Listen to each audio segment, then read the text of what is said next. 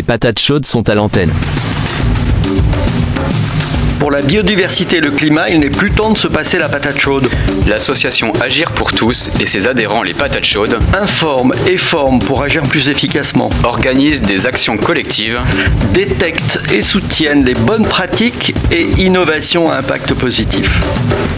Salut Quentin, aujourd'hui tu nous parles des inondations survenues dans les Côtes d'Armor le week-end dernier.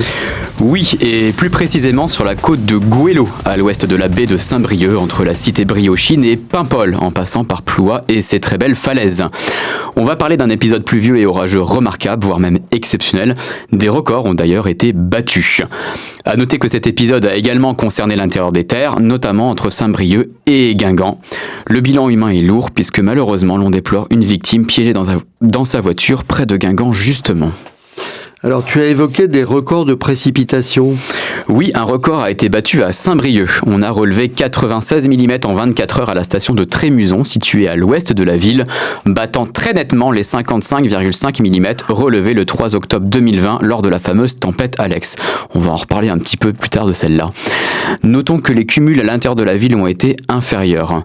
On a également relevé 108 mm à Paimpol et Météo France estime que le secteur de Plouha a dépassé les 150 mm.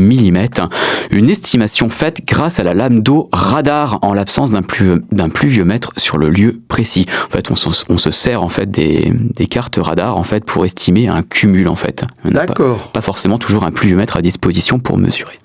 Et alors que s'est-il passé ? Pas encore une goutte froide. Si, encore une. C'est effectivement une goutte froide en altitude, associée à une petite dépression au sol qui a initié la situation. Souviens-toi, il faisait beau ce dimanche matin. Le soleil a rapidement réchauffé les basses couches de l'atmosphère. De l'air réchauffé en bas et de l'air froid en altitude, il n'en fallait pas plus pour déstabiliser la masse d'air et former des nuages d'orage. Ces orages ont ensuite adopté un comportement stationnaire au niveau de Saint-Brieuc et de la côte de Goëlo, en raison d'un axe de convergence des vents. Puis les averses ont persisté dans la soirée et dans la nuit du dimanche au lundi, toujours au même endroit, dans un flux de nord-est rendu très humide par des eaux de la Manche anormalement douces en cette période de l'année. Elles sont encore à 16, 17, parfois localement 18 degrés. Alors paraît-il que la région de Saint-Brieuc est souvent épargnée par les fortes précipitations. Eh oui, c'est vrai. En Bretagne, les dépressions arrivent le plus souvent avec des vents de sud-ouest. Ainsi, les cumuls de précipitations les plus importants se localisent sur le flanc sud du massif armoricain. Le Finistère et le Morbihan sont alors souvent touchés par des épisodes d'inondation. Et dans ce cas de figure, la baie de Saint-Brieuc, située sous le vent, est alors protégée des cumuls les plus importants en raison d'un léger assèchement de la masse d'air. En revanche, quand les flux d'humidité viennent directement de la Manche, avec des vents avec une composante nord, la Bretagne Nord, du coup, et dans son ensemble, se retrouve alors la plus exposée. C'est notamment ce qui s'est passé lors de la tempête Alex le 3 octobre 2020. Alors justement, peux-tu nous en parler de cette tempête ? Et oui, c'est une tempête qui avait provoqué de violentes rafales de vent sur le sud de la Bretagne, jusqu'en Ille-et-Vilaine, où la station de Saint-Jacques avait scoré à 116 km/h, valeur peu fréquente, un peu commune à Rennes. Mais elle est aussi connue pour avoir généré un épisode pluvieux exceptionnel sur la côte de Goëlo, la même. La station de Saint-Brieuc avait alors enregistré 150 mm en 3 jours, c'est un record sur cette période. Et Paimpol avait fait encore plus fort avec 192 mm sur le même pas de temps. D'importantes inondations avaient alors été déplorées. Notons que c'est cette même tempête Alex qui avait provoqué la catastrophe dans les vallées de la Vésubie, de la Tinée et de la Roya, au cœur des Alpes-Maritimes. Les tempêtes ont une envergure que l'on ne soupçonne pas toujours. Eh oui. Pierre-Emmanuel, peux-tu nous parler des actions d'Agir pour tous ? Notre prochain rendez-vous cinéma se déroulera le jeudi 23 octobre à 20h30 au cinéma Le Scénario, avec la projection du film documentaire Transition sous tension, réalisé par Violeta Ramirez. Une enquête sur l'ouverture d'une mine de lithium dans le Massif central. Nous recevrons pour animer le débat le collectif qui s'oppose au permis exclusif de recherche minière Taranis, qui concerne 360 km² sur un territoire au nord de Redon, donc tout proche, et la société Braise Ressources à l'origine de la demande d'exploitation. Le pour et le contre dans un même débat. Exactement. Et est-ce qu'on a du nouveau sur les ateliers et balades nature ? Oui, alors plusieurs balades sont présentées sur notre site internet. Par exemple, mercredi 1er octobre après-midi, Isabelle vous donne rendez-vous au Châtelier pour une balade découverte des fleurs comestibles. apportez votre calepin pour y constituer votre herbier ou le créer.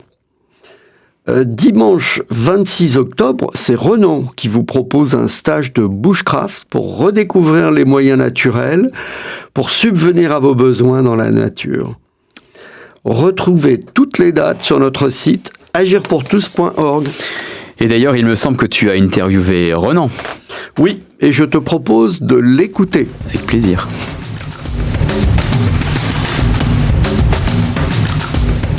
Bonjour Renan, peux-tu te présenter en quelques mots ? Salut Pierre-Emmanuel, donc je suis Renan, j'habite à Rennes, je suis le fondateur de la Scolle Louarn, qui est une école de vie dans la nature. Et pour mieux comprendre, je suis formateur en technique outdoor et en pistage animalier. Tu fais notamment partie de l'équipe des animateurs balades et ateliers nature de Agir pour tous. Quelles sont les animations que tu proposes ? En termes d'animation, j'en ai plusieurs selon l'angle avec lequel on veut découvrir la nature.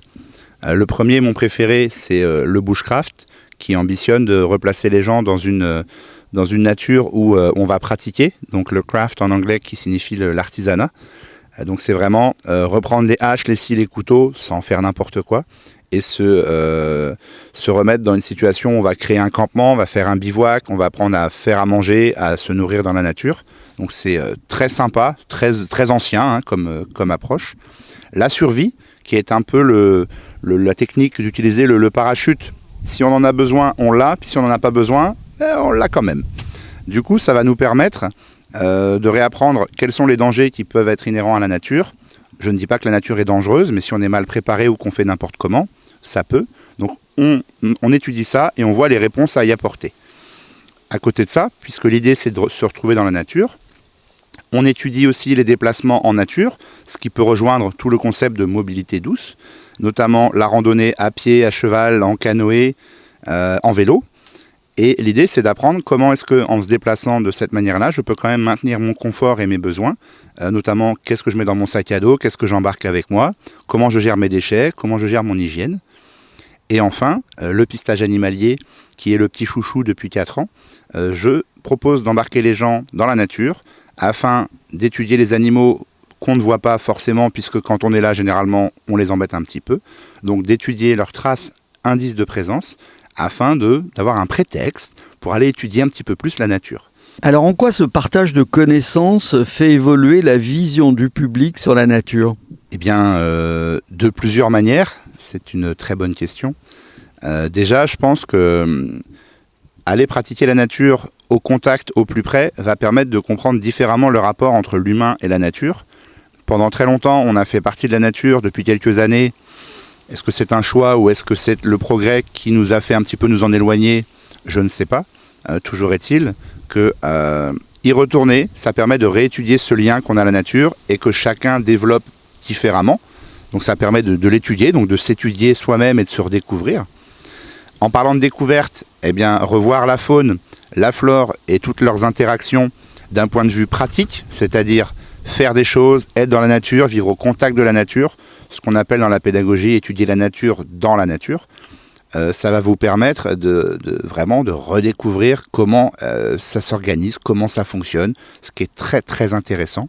Et finalement, puisqu'on parle de pratique, plus de connaissances, ça veut dire moins de matériel et aussi moins de besoins matériels, puisqu'on apprend à faire les choses soi-même et ça nous amène à réfléchir vers une vie peut-être un petit peu plus simple, que certains appelleraient la slow life, la vie douce, la vie tranquille. On prend le temps. Le but de la journée, c'est de réussir à passer un bon moment jusqu'au soir. Et le but du soir, c'est de bien dormir jusqu'au lendemain. C'est un objectif simple et en même temps qu'on fait avec panache et talent. Eh bien écoute, merci Renan. On te retrouve donc sur ton site scolle-louarn.com et sur les réseaux sociaux. Merci beaucoup pour l'invitation et à très vite dans la nature. Est-ce que tu peux nous parler un petit peu de mobilité pour tous ? Quelles sont les nouvelles ? Alors, nous nous sommes retrouvés dimanche 21 septembre à l'occasion du rendez-vous des mobilités actives au Théâtre de Verdure, près du port de Guipry-Messac, pour un pique-nique partagé familial au bord de la Vilaine. Nous avons fait plus ample connaissance avec l'association Vallon à vélo, qui milite pour donner au vélo la place qu'ils méritent dans nos déplacements quotidiens, et ce, en toute sécurité.